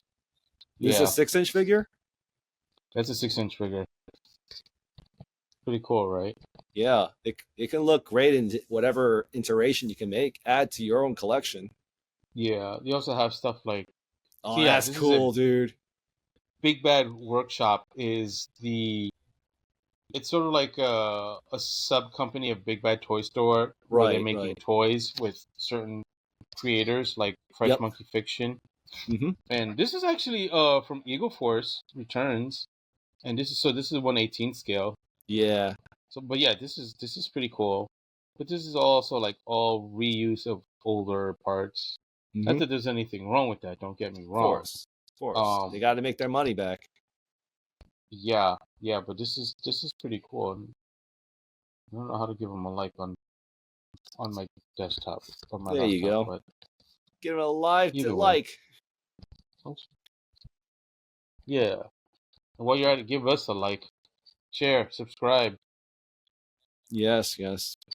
Again, like when it comes to this channel, like I'm always looking forward to like gathering all this information just to sit and just chill and have fun talking about this stuff. This is actually all older Eagle Force stuff. Yeah, that's 1/18 I love that bubble helmet. Yeah, they went through with like that kind of like that retro Flash Gordon type helmet, which is pretty cool. Yep.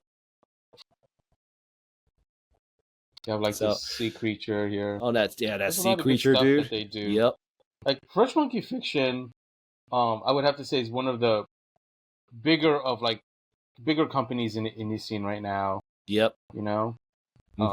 And they have such cool stuff. Oh, that's cool, dude. Yeah. It passes a ninja and stuff. So. Yeah. Oh, that's a good one looking too. Yeah. Love the bow. Yeah, I think that's new because I haven't seen that before. Right. Or that's a crossbow, but this is pretty cool too. Yep. And that rifle over there. Yeah, that looks like it's like a sniper rifle sort of thing. Yep. That's pretty cool. Art for Fresh. I'm guessing they're doing some horror characters too. That's Operation Monster Force. Yeah. Oh, right. It's like one of the descendants of Van Helsing. It's teaming up with Dracula to take down this guy. Was it the Phantom? Some Egyptian dude? Yeah. The Forgotten King, that's his name. Forgotten King. Yeah, like they haven't like fully released a comic or anything yet, so I don't know 100%. Plus these figures are all 6-inch figures. So I'm like, they're cool, but give it to me in 1/18 scale. Yep. I think I do have him in 1/18 scale. Yeah. Because they did make some of them in 1/18 scale. That figure, that design looks familiar to me. I just can't put my finger on where I've seen it before. Honestly, I don't know. Some more 1/18 scale figures. Eagle Force, yep. Yeah, Eagle Force related. Yeah, the Tactical Mission Ninja Trooper. TMNT. Yeah. Yeah, okay. Yeah, Rockwell. Yeah, okay. Like Rockwell, wasn't he a painter?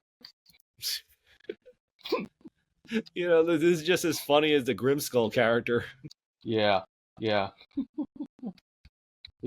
I mean... And that other lion figure, wink wink. Oh, right, yeah, exactly. But it looks fun, dude. Yeah. Big Bad Workshop, yeah. Big Bad. Yeah, when you said Big Bad, I kept thinking about Big Bad Toy Store. Yeah, they're related. They're related. Oh, they're like a sister site of sorts? Sister company, really. Gotcha. Yeah. So, anyways, any other companies we want to talk about before? Not off the top of my head. Not that anyone has anything active at the moment, unfortunately. Yes, but again, good stuff coming all around these companies, so. Yeah, I mean, there's like Whiskey Jack. I say go support them, but they don't have Whiskey anything Jack. really for sale because like they did the Hiddens of the Legend or Legends of the Hidden. That's what it is. It's Right. Legends of the Hidden. It's like the all ninja line. Yep. Ninjas. Yeah, we've discussed them before, right? Yeah. In video games, and I think you mentioned the Eagle Force Ninjas a while back. So, right. Yeah, but they're using the same molding. It's still Whiskey Jack. Right. But I'm always open to talk about ninjas because ninjas are cool. Yeah, they have their Kickstarter. Like, I think they're in the middle of production. Like, the figures are being made because I think all the molds passed. Right. So now we just have to worry about this fucking tariff. Yeah. Anyway.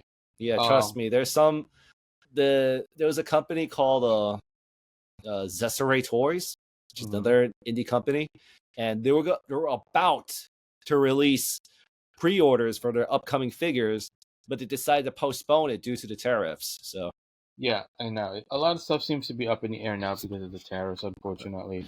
Yep.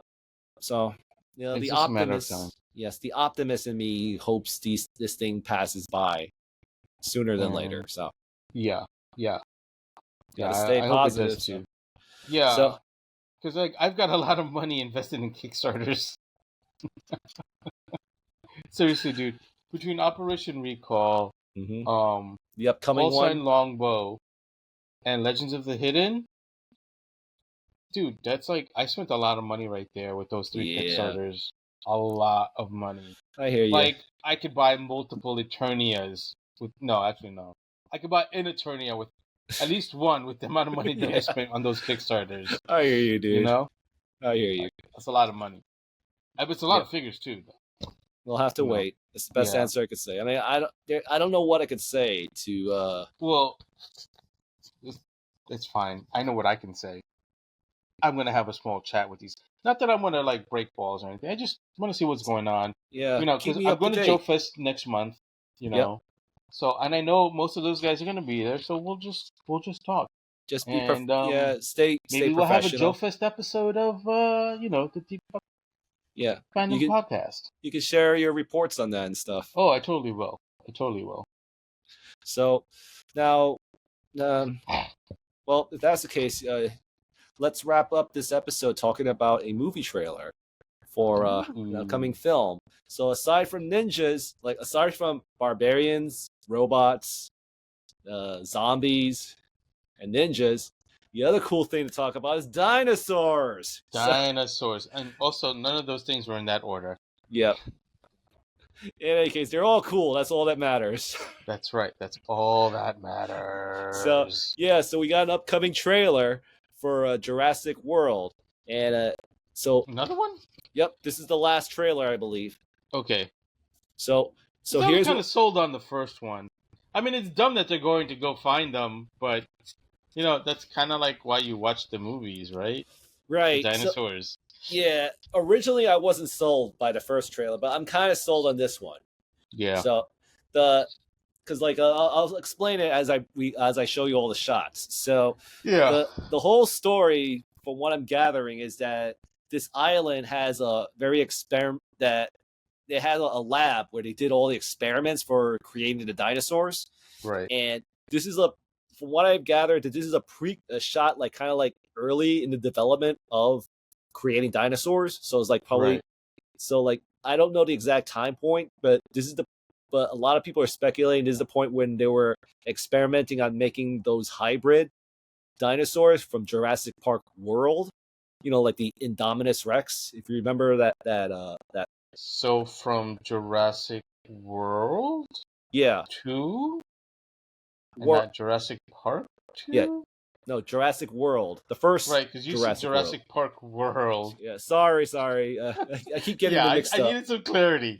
Yeah, so yeah, it's Jurassic Park World. Like, it's implied that this takes place.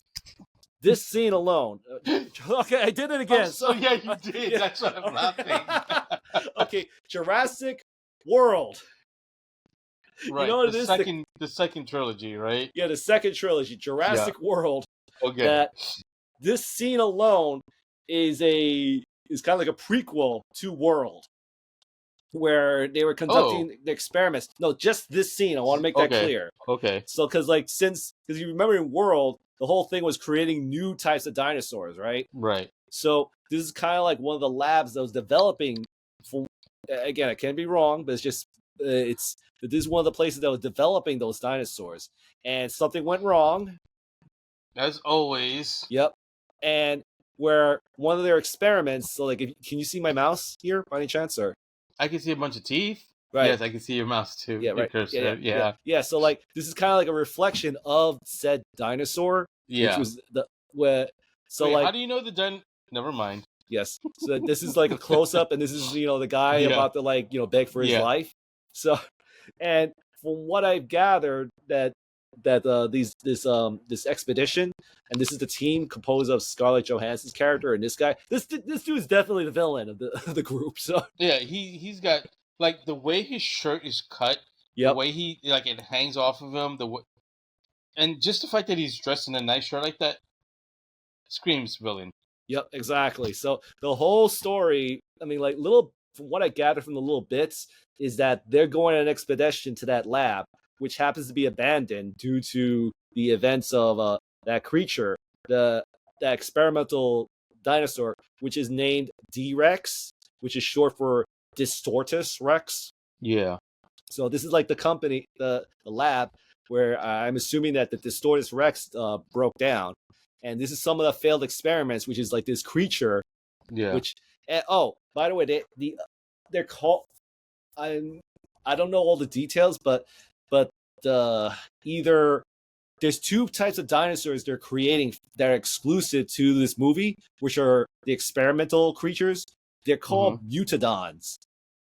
Okay. And one of them is Distortus Rex, and then this is the other one. I think they call this one the Mutodon. So very creative name, by the way. So yeah. So here's something that caught. That looks like a T-Rex. Yep, that's definitely a T-Rex. So this is the scene that kind of caught my attention, which is like just this scene alone just makes me feel uncomfortable, and because just seeing the rat with the family in the raft, and then and then you see the T-Rex trying to get to them with the water slowing them down, and from what I gathered, that this is a very famous scene from the original story written book of Jurassic Park. When it was called Jurassic Park, I want to make that clear. Yeah, no, because it's based off a book. Yeah. So this is a scene directly coming from the book. So and a lot of people I'm hearing that they're excited for this scene alone. And dude, this is just scary. Just seeing the T-Rex trying to kill him in the water and stuff. So, yeah. So, and this is the scene that caused me just makes my skin crawl, because the bit right here is that the raft flipped over. Right. And the T-Rex trying to get into it, and underneath the wraps, like someone's hiding underneath it. So like that's I imagine that this scene is gonna like get everyone interested in the film. So yeah, it looks like it's a very intense moment too. Yep, agreed. So now this is a shot. I picked this shot out because this is kind of reminds me of other famous monster movies where the team is like in the edge of the island, and then all of a sudden they hear like a roar over the mountains and stuff. So right. And in this scene is the T-Rex doing the a roar, and everyone's like, "What's going on?" So again, I love dinosaurs, so seeing shots like this really gets me excited. So this is like kind of like a herd of correct me if I'm wrong, the name of this dinosaur is a Titanosaurus. I think that's the name. Correct. Right. Which kind of keeps throwing me off because there's a Godzilla movie called Terror of Mechagodzilla. Yeah, the kaiju. Yep. And then they had one called Titanosaurus. So yeah, and he's kind of a weirdo in was it Monster Island Buddies? Yep. Yeah, that's right. That's another goofball right there. But go follow Monster Island Buddies, by the way. Yes, guys. Yeah, exactly. Shout out to Monster Island Buddies. But yes, again, Titanosaurs. Did I just hear one? Yep, that's pretty much one. So, but yeah, like they're showing also Titanosaurs, and I love shots like this because, like, again, like these type of shots just show like how massive these creatures are. So and there's another shot where you have a mountain and there's a pterodactyl, I think. So or pterodon. I don't know. Yeah, pterodon it's or whatever. Flying one. It has wings. Right. So again, now this is I picked this shot out because like I feel this is kind of giving us an idea of what they want this movie to be, which is a sense of adventure and stuff. Yeah. So, and they're kind of like scrolling down here to like this mountaintop where, to find something here. Yeah. And now this is a shot that kind of cracked me up. So I'm paraphrasing here, and I don't remember the full details, but I'm just going to give you what the line was supposed to mean. He's extracting some DNA on that egg. Right. And he's saying something along the lines of, this DNA will change the world. So it's like, so like, I feel like they're trying to almost like say like, dude, the stuff I got here, it's going to cure cancer. Like, he didn't say that, but it's just, it's implying that, dude, he's like saying, this is, whatever's in this egg will save lives and stuff. So I don't know. There's something like that just cracks me up. So yeah. So, and I like the fact that this is like a bit of a temple of sorts, based on those statues. So yeah, that's interesting. Right. Now, the thing is, they kind of explain what's happening because, like, since there's an egg, there's a mother. So yeah, exactly. So, and I think the name of this dinosaur is I might butcher. Quetzalcoatl. Quetzalcoatlus, I think it's called. Quaddle. There's an L at the end. Quetzalcoatl. Oh, yeah. Okay. Quetzalcoatl. More or less it. Yes. Yeah, I don't get it 100% right. Also, right. But I'm pretty sure that's pretty close. Yeah, because I hear people call that Quetzalcoatlus. So could be a different type. Right, but the thing is, like, I don't know about you, but this dinosaur, he's slowly becoming one of my favorites. And the reason why is that he vaguely looks like a pelican to me. Yeah, kind of like without the long mouth. So, yeah, but that's the long mouth with the pouch. Yeah, the pouch mouth, whatever you call it. And the thing is, the reason why I'm bringing it up because like the pelican, he's like one of my personal favorite animals. So really, just for the sheer weirdness of his design. So. That explains so much. Okay. Yeah, sure, exactly. So, anyways, this shot that caught me. I hope he gets eaten. Yep. But the thing is, like, if you notice, there's a gun, and I don't know the rating of this film, but the fact that they're showing stuff like this tells me that this film might be a little bolder with what they're doing. So, I mean, it could be a PG-13. I don't think they're gonna make it an R. Of course not, but still, the fact that you see a dead body just still says something. So yeah. So, anyways, so this shot, I don't know, man. Like this is kind of the shots that kind of like makes me a little concerned because like Mhm. that they're trying to like really commercialize with focusing on kids and this cutesy stuff in this film. Having like a baby triceratops or whatever the name of this dino is.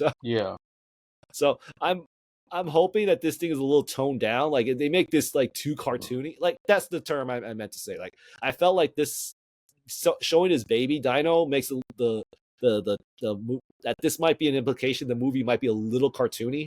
So Yeah. I know I'm overthinking, but it's just when I see stuff like this, I'm like, I don't know, man. So Well, I mean, it's like I kind of get what you say when you say it's being kind of cartoony, but it's ironic because you watch cartoons. I know, but I like to keep my lanes on certain things. Yeah. Let's put it that way. Like, like I said, I totally get what you're saying. It's just, yes, I just find it ironic in a funny way. Of course. But yeah. But anyways, so I brought this shot in because like I kind of like shots like this where you see the smoke and building up tension of whatever this character is. So. Yeah. I don't know if you noticed, there's a dinosaur right behind him. Yep, exactly. So yeah, just building up tension on whatever is happening and stuff. So and we kind of get like a kind of like a teaser of the new dinosaur that's being revealed in this film. So and again, his name is Distortus Rex. So what ugly motherfucker is more like it. Definitely. So, but yeah, like just for a preview of things to come, we do have a toy. We're going to be showing a toy of this character. So like, I'll go more into detail on that one.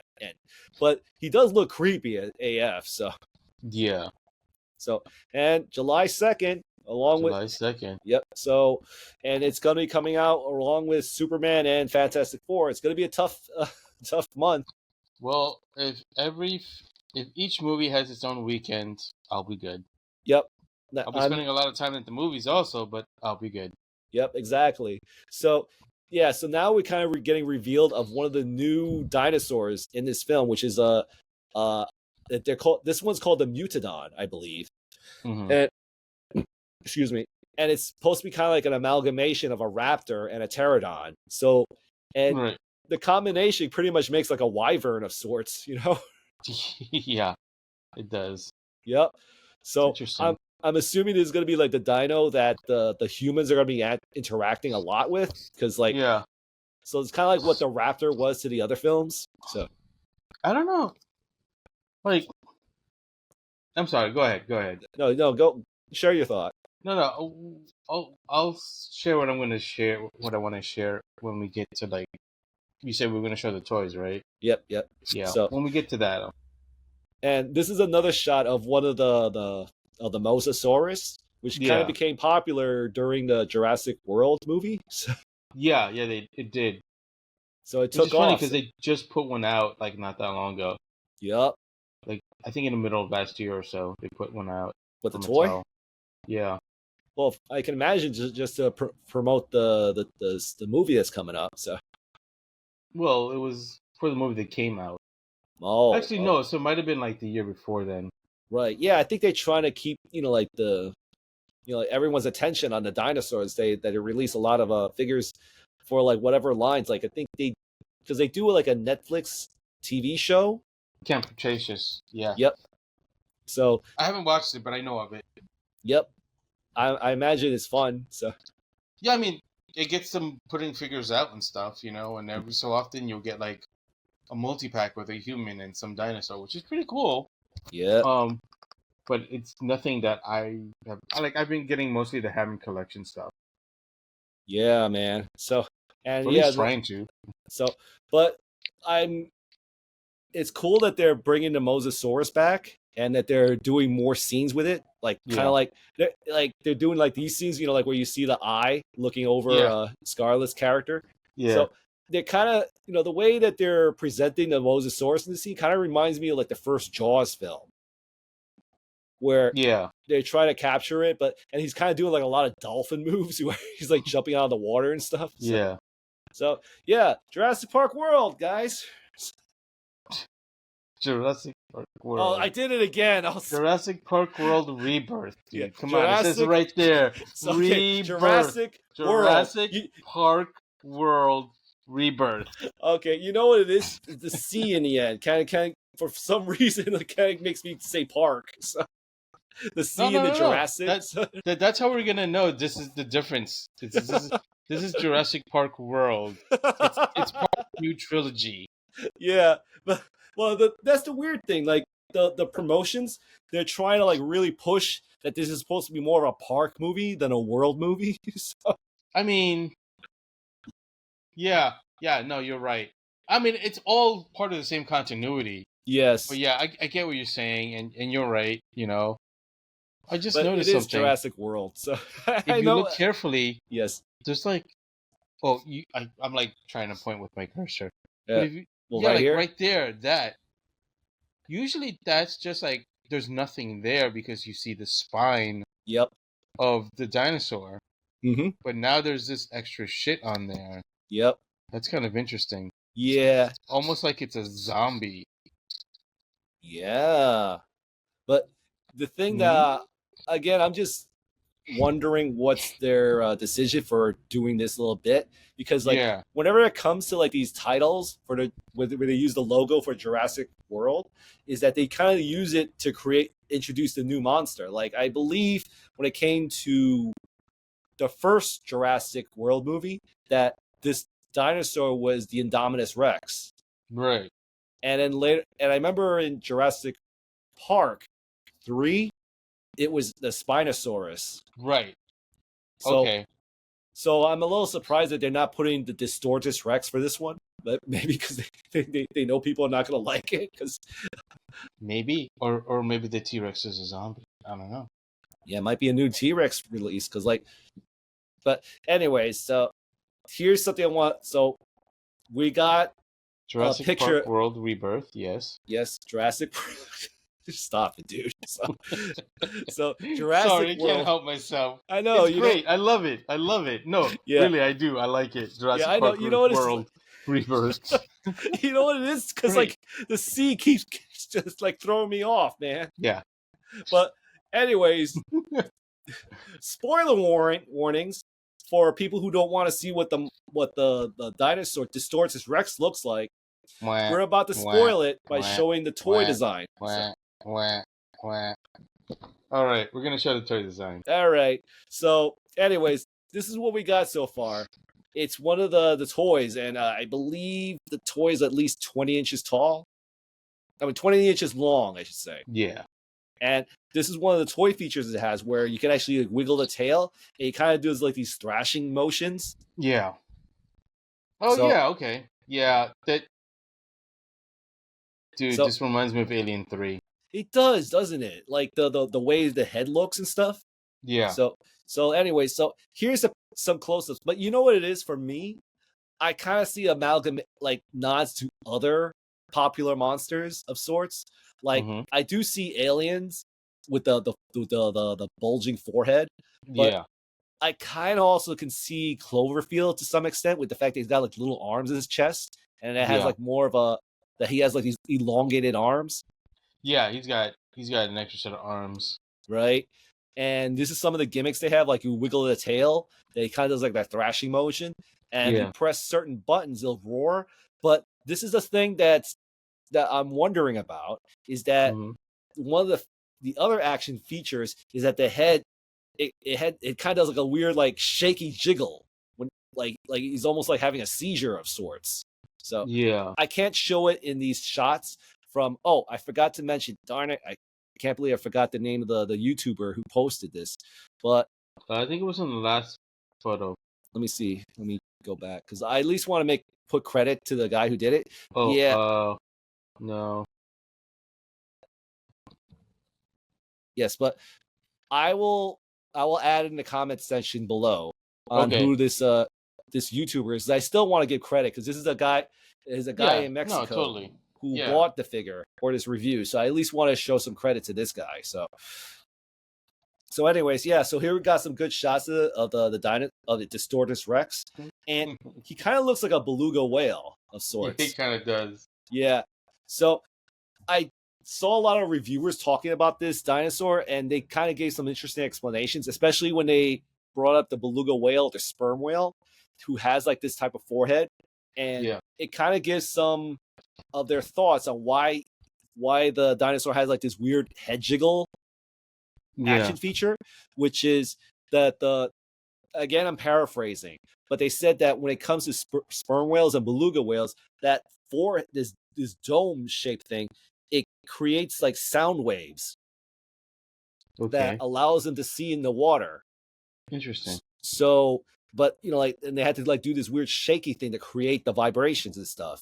Right. So, a theory that's being thrown out there is that this thing on their head, and if he shakes this way, it enables him the ability to see in the dark. Right. So, and if you notice, a lot of the shots we've seen, it's him in the dark. So, kind of like this kind of gives him this ability where he can be invisible. Sonar. Yeah, sonar. That's what you're describing. I just realized that it's sonar. Yes. Right. So he has the ability of creating sonar like a bat of sorts.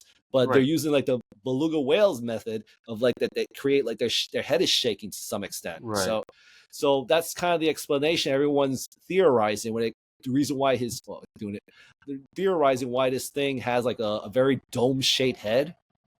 So look at this dude. Only a face a mother could love. Yeah, for sure. So here's a shot of the full body. So like, again, I'm seeing like Cloverfield. Like, I don't know. Like, yeah, I can kind of see how you're saying about Cloverfield. Right. And maybe a Rancor from Star Wars. A little bit because of the bad teeth and the brown parts. I don't know. I'm kind of on the fence about this one. Okay. Like, if I get dinosaur toys like from Jurassic World or Jurassic Park World, yes, like I like them to be like real dinosaurs. Yes, not like these like abominations. I was gonna say made up ones, but sure, abominations. Yes. No, I don't want to condemn them because it takes time for people to come up with this stuff. But I'm saying abomination in a cool way. I want to make that clear. Okay, I'll give you that. But yeah, either way, like I don't want to like I want to get realistic looking dinosaurs, or as realistic as possible, right? From what we can gather, because obviously we don't know what they actually look like. Yes. Well, we know they could be covered in feathers and just not know it.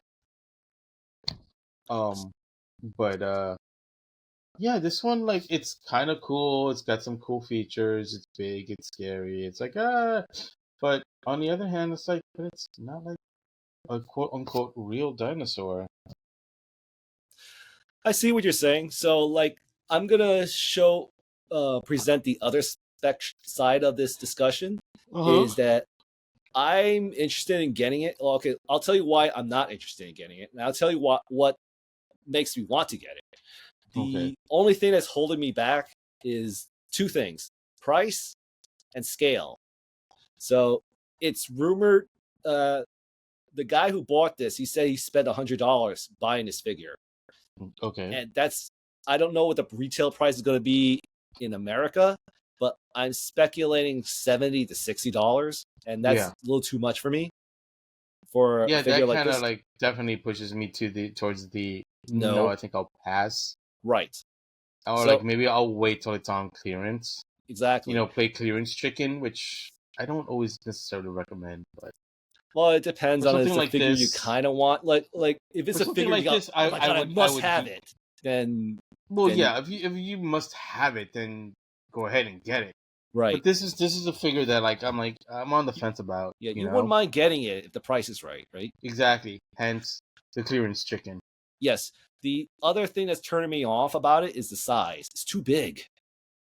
Look at the size of the dude's hand. I mean, I don't know how big this person is, but it's 20 the inches. Size of a school bus for toys. Yeah, it's 20 inches long. So he actually, if I'm that's the scale. It's like 19 and a half inch, 19 and whatever. But pretty much it rounds off to 20 inches. So yeah. So but here's pictures of it with the other figure. So those are the two things that I want to make clear. Those are the two things that's turning me off on this figure: is the price and the size and the scale. Yeah, the scale. The thing that's making me interested is the fact that even though it's not a dinosaur, you could interpret it as like a fantasy creature of sorts, and I'm all for that. Like, and I wouldn't mind putting like a mount and make it a steed for a certain figure. So I mean, for certain figures and stuff, make it like an alien creatures of sorts. But the scale is what's throwing me off. So like, if the scale's a little bit smaller, I might be interested in getting it. Like if it was like probably 15 inches long versus 20, maybe. So yeah, it's a tough call. Yep. It's a great figure. I mean, no matter what we're saying, it is a cool figure. That's a great picture. Yep. Trying to recreate that scene and stuff. So, so there you go. Yeah, that's pretty cool. Hopefully it'll go into this. Yes, I would love to see it in person. Support the line, guys. Support the line if you can. I'm not saying you have to. Don't break your banks. Right. If you find joy in collecting it, by all means, get it. Yeah. Support it and stuff. Especially the indie companies. So. Well, I mean, yeah, but this is Mattel, so I feel like Jurassic Park sometimes does not get the support it needs from the fans. Not to say that there aren't fans, but I just feel like sometimes they could use more. So, like I said, if you guys can get it and you like them, you think they're cool, by all means, go get them. Distortus Rex, I'm gonna wait and play. Yeah, but aside from the toy, I just want to share my thoughts on the film based on the trailer. Yeah. I feel the trailer has a sense of adventure, and that's kind of catching my interest. That like it just looks like it's going to be a fun ride. Like I'm not going to watch it for like a great story or anything, but it just looks like it's going to be a fun film. I mean, well, I'm sorry, just to interject. I never go to a Jurassic Park movie or Jurassic World movie or Jurassic Park World movie and expect like real cerebral, make you think on your feet sort of thing, you know. Right. It's what I consider what I call a popcorn film, where like you watch it just to, kind of like turn off your brain and have fun with it and just enjoy the ride, you know. Yeah. Well, I will admit the first Jurassic Park movie, it was something special to watch. Like there was a sense of wonder and everything. But, but the later films, I just watch it, for fun. So yeah. I mean, granted, you should for all of them, but but like because like the last one I saw, I absolutely disgust. I just don't like that film so much. What? Oh, what you mean, Jurassic World Park? World Park? Yeah, but the one where everyone came together. Yeah, that was a horrible one, man. I love that one. That one was great. What are you talking about? We can. You got the cast from World and you got the cast from Park, and you put them together and you make Jurassic Park World. Dude, it was great. I love. No, seriously. Like title jokes aside, I really did like that movie. Yes, I'm the complete opposite. I'll just leave it at that. I mean, we're short for time, so maybe we could talk about it next time when the movies are out. So. Yeah, we'll talk about it when the movies are out. But for the latest iteration, I'm interested now. When it comes to July, Scarlett Johansson. Of course.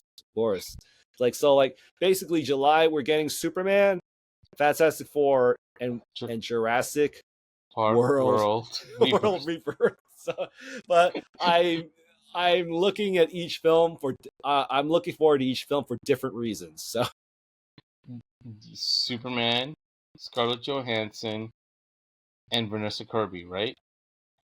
Exactly. or better yet, let's see, Superman, The Thing, and the Quetzalcoatl Atlas. That makes more sense. For me, it makes sense. Yeah. Well, anyway, on that note, I want to say thank you for watching our show. If you made it this far, give us a thumbs up. Give us a like. How about a smiley face on the comments if you made it this far? Yes. Thanks for watching. Jurassic Have an Park awesome world. day, evening, whatever. And remember, always be excellent to each other. Bye. Bye. Man movie. Watch out! A giant kaiju monster is destroying the city. This looks like a job. Man, he flies in with a powerful punch. Ew! Slime explosion. Uh-oh, the kaiju is reloading for a bigger battle. Call in the Justice Gang. Get him, Green Lantern. Mr. Terrific teams up. Hawk Girl soars in to help Superman save the day. Boom! Slime time! Superman vs. Kaiju Battle Pack. Other figures each sold separately. Superman movie rated PG-13.